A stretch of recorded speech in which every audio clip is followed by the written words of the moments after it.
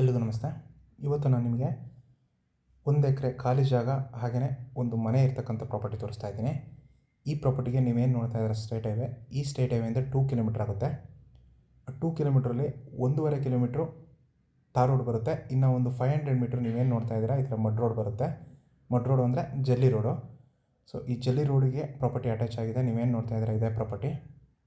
ಈ property location ಬರೋದು ಹಾಸನ ಜಿಲ್ಲೆ ಸಕಲೇಶಪುರ ತಾಲೂಕು ಬರುತ್ತೆ ಮತ್ತು ಸಕಲೇಶಪುರ ಟೌನಿಂದ ಈ ಪ್ರಾಪರ್ಟಿಗೆ 15 ಕಿಲೋಮೀಟರ್ ಆಗುತ್ತೆ.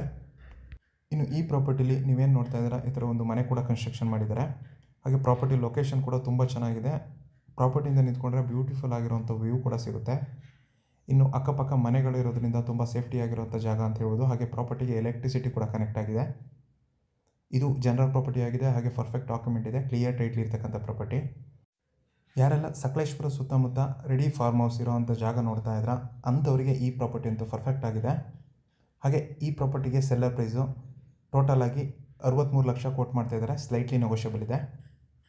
ಈ ಪ್ರಾಪರ್ಟಿ ನಿಮಗೇನಾದರೂ ಇಷ್ಟ ಆಗಿದರೆ ಅಥವಾ ಈ ಪ್ರಾಪರ್ಟಿ ಬಗ್ಗೆ ಇನ್ನೂ ಹೆಚ್ಚಿನ ಮಾಹಿತಿ ಬೇಕು ಅಂತಂದರೆ ಸ್ಕ್ರೀನ್ ಮೇಲಿರೋ ನನ್ನ ನಂಬರ್ಗೆ ಕಾಲ್ ಮಾಡಿ. ಹಾಗೆ ನಮ್ಮ ಚಾನಲ್ನ ಸಬ್ಸ್ಕ್ರೈಬ್ ಮಾಡಿ ಅಂತ ಹೇಳ್ತಾ ಈ ವಿಡಿಯೋನ ಮುಗಿಸ್ತಾ ಇದ್ದೀನಿ. ಧನ್ಯವಾದಗಳು.